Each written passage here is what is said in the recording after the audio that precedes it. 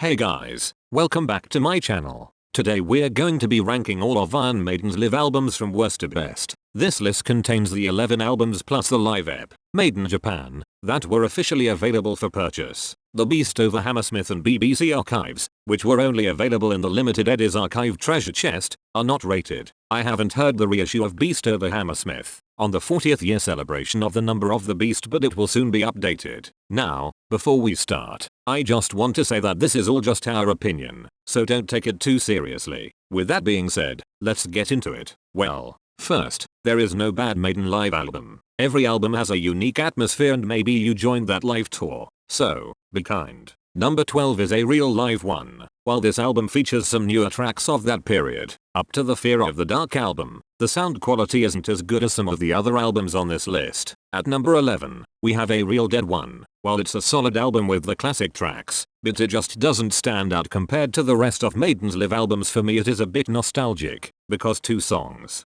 Transylvania and Remember Tomorrow, recorded in Essen, Germany, are included on the album, where I was personally live on the concert. At number 10, we have Nights of the Dead, Legacy of the Beast, live in Mexico City. This album showcases Maiden's Legacy of the Beast tour and features a great mix of classic and newer material, but the list is a bit too predictable, and Bruce's voice is a bit too exhausted at some points. At number 9, we have En Vivo live in Santiago de Chile. This album features great performances from Maiden's The Final Frontier tour, but it doesn't quite stand out compared to the rest of their live albums. Coming in at number 8 is Death on the Road. While it's a great representation of Maiden's post-2000 material, it doesn't quite have the energy of their earlier live albums, but I like the Dance of Death songs live. It was recorded 2003 in Dortmund, Germany. At number 7, we have The Book of Souls, live chapter. While it's a great representation of Maiden's newer material, it doesn't quite have the same impact as their earlier live albums. The Red and the Black and If Eternity Should Fail live are outstanding. Number 6 is Live at Donington. This album captures the band's legendary performance at the 1992 Monsters of Rock Festival and is a true testament to the band's live prowess. The sound is way better than on the Real Dead and Real Live ones,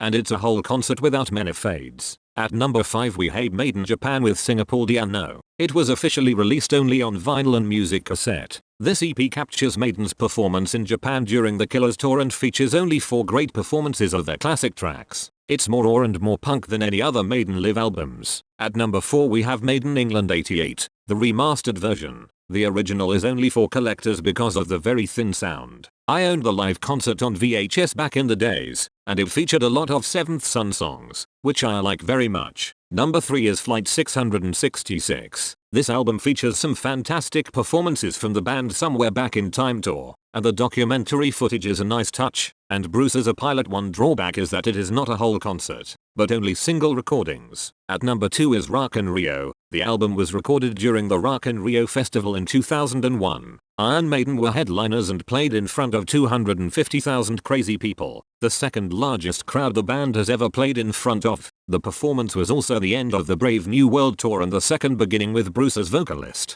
During the concert, the band played many of their best known songs, but worth mentioning are Sign of the Cross and The Klansman, originally sung by Blaze Bayley. And finally, at number 1, is Live After Death. This classic live album captures the band's raw energy and power and is a must listen for any Iron Maiden fan. Strong performance of 5 songs from the first 2 albums. The first 12 songs and the intro were recorded during March 1985 at the Long Beach Arena in Long Beach, California. The remaining 5 songs were recorded at the Hammersmith Odeon in London 1984. The performances were part of the World Slavery Tour following the release of the album Power Slave. On the original double LP, the songs recorded in Long Beach are on the first 3 sides and the songs recorded in London are on the 4th side. So, that's our ranking of all of Iron Maiden's live albums from worst to best. Let me know in the comments what your favorite Maiden live album is and if you agree with my ranking or not. Is the new Beast over Hammersmith concert worth it? What are your favorite live tracks? Here is my list. Thanks for watching and don't forget to like and subscribe. Peace.